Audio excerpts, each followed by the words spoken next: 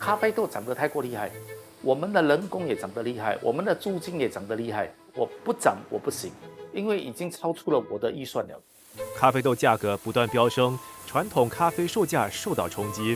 可能不要时常喝，因为如果每一天一杯的话，其实一个月可能都30-40块在水了。现在他们觉得说这个价钱的话，他们真的承担不起了。传统锅逼的亲民价格真的守不住了，日后会变成奢侈品。如果你一直朝着要那1块钱、1块2的咖啡，其实就有点困难，因为我们小贩毕竟也只是在谋生。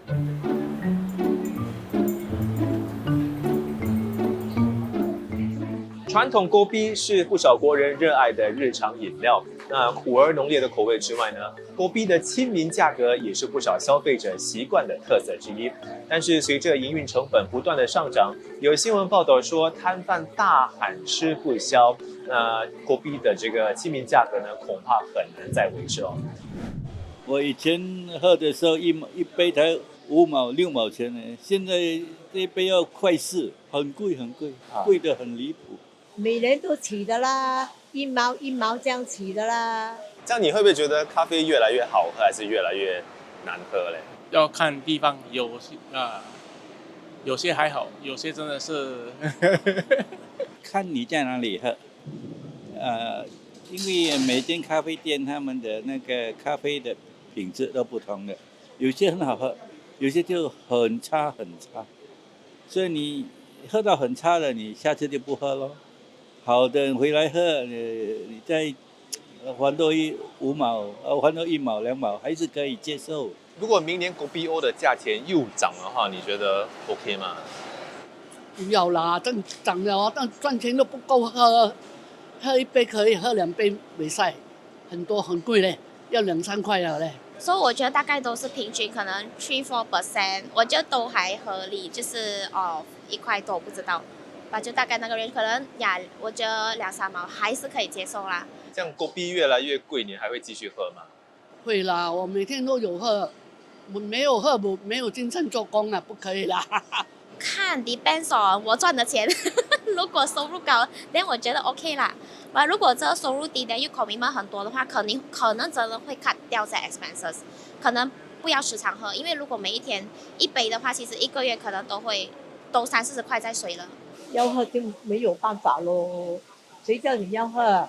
你怕贵不要喝了，改掉能改吗？喝了60多年的锅逼，你能改吗？日后的传统咖啡会不会逐渐成为奢侈品？想要持续卖大众化价格的传统咖啡，味道方面是否得先做出大幅度调整？我带着这些疑问拜访咖啡粉供应商金圆圆的创办人孙立顺，请他从锅逼的源头说起。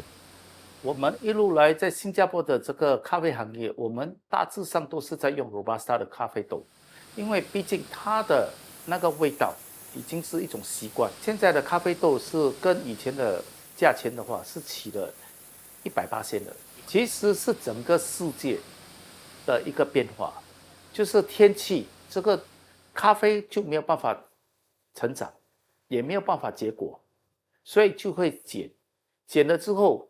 这个就是造成了说咖啡的一直在飙涨的情况下，现在的整个世界的需求量也增加，也造成了这一次的一个暴涨的一个趋向。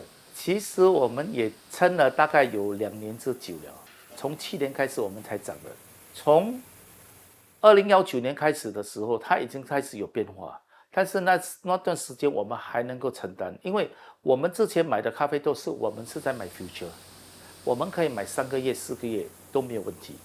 但现在我们没有办法，因为数目字太大，就变成我们只能够买下个月的东西。我们的生意量我们也没有成长，我们的这个 margin 也好是在下降的，然后我们的 revenue 也是没有成长。但是咖啡豆涨得太过厉害，我们的人工也涨得厉害，我们的租金也涨得厉害，水电费之类的东西全部都涨得那么厉害，我不涨我不行，因为已经超出了我的预算了。我们只能够说慢慢的涨，因为大家都是那么辛苦，我们的慢慢的涨的话，最低限度我们大家能够喘一个气。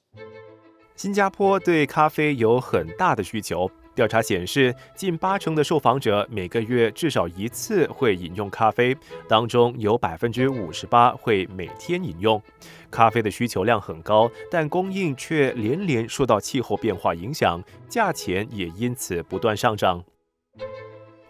中国咖啡 Robusta 的平均价格从2019年的每公斤大约1.62美元，增长至2023年的约每公斤2.63美元，涨幅约60%。2024年预料还会继续增加。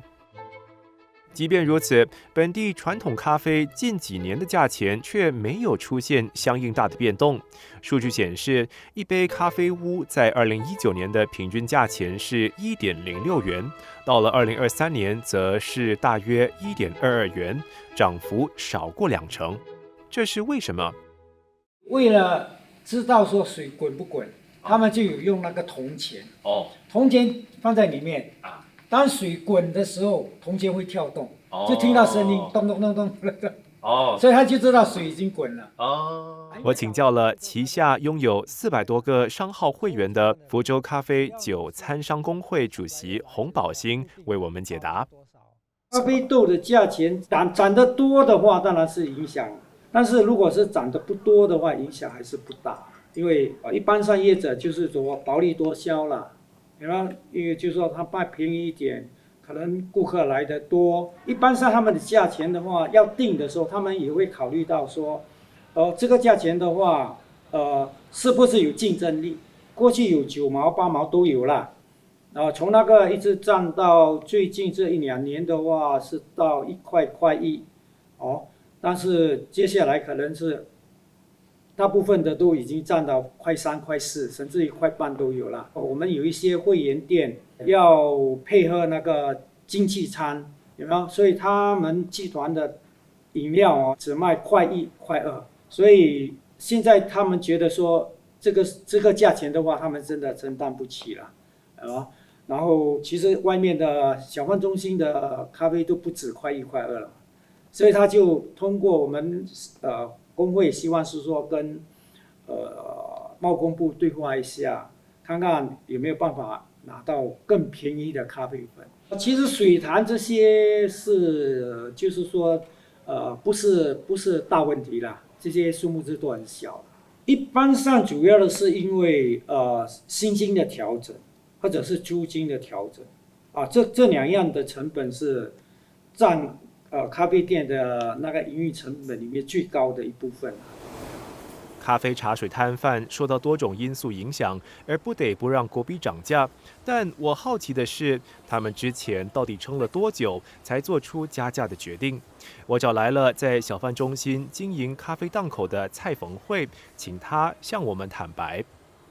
我们最后一次调整我们果比还有奶茶的价钱，其实应该是今年农历新年过后，所以是从我们一杯果比调1块6，我们调上到1块9，然后如果你要再回去的话，就是2018年我们也调整过一次。其实从18年第一次调上的就已经在撑了，然后过后因为政府有宣布，好像消费税啊，还有inflation 啊，全部都膨胀，所以我们真的很难撑住了啦。印尼罗巴斯塔的咖啡价一直在增，可是我们的价钱没有一直跟着增，所以我们想要吸收的话，也是吸收蛮多的，也有30到40%的。所以调高过后，他们有2种不同的反应。我们的熟客每天都来喝的1块9毛，换取这杯咖啡提神啊，好服务啊 很好的新的一天的开始，他们会觉得 OK。可是有一些可能是就纯粹单靠咖啡这样喝一口这样就 OK 搞定，可能他们就会觉得1块9不值得，要不然1块钱1块2的咖啡也能搞定的话就 OK 啊。所以真的是看个人的主观。传统锅逼在咖啡店里的价格面对涨压，没想到在 Kopi House 创办人 Simon 的研发下，居然摇身一变，成为时尚的胶囊，没有咖啡投手的加持，在家自己泡，一个胶囊大约9毛钱。Pop the capsule in. Nice little teacup. Or kopi cup. Kopi cup. Sorry. Press the big button. Okay. The machine warms up. Oh, okay.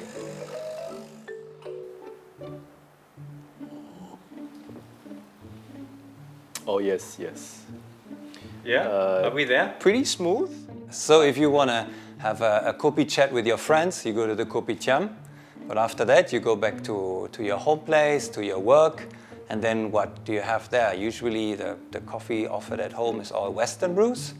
And so our offering is, hey, we got really exciting brews in Southeast Asia, and now you can enjoy them in the convenience of your home and use your capsule machine. And that's where the challenge lies, right? To replicate the authentic taste in a small cup. And yeah, we've been refining over and over. We cannot replicate the SOG and so on and so forth, but taste-wise, it's about 90% there. But for us, I think essentially we have to maintain. We're very committed to affordability because it's Kopi, right? And Kopi is the people's coffee, and people need to be able to afford it. There's pressure on the coffee price, and we can't control that, but we can focus on areas that we can control. And so we're working on us. We're trying to, cut wastage down, reduce our own overhead costs, improve our processes. So we can pass on the price, a more affordable price to the consumer in the end.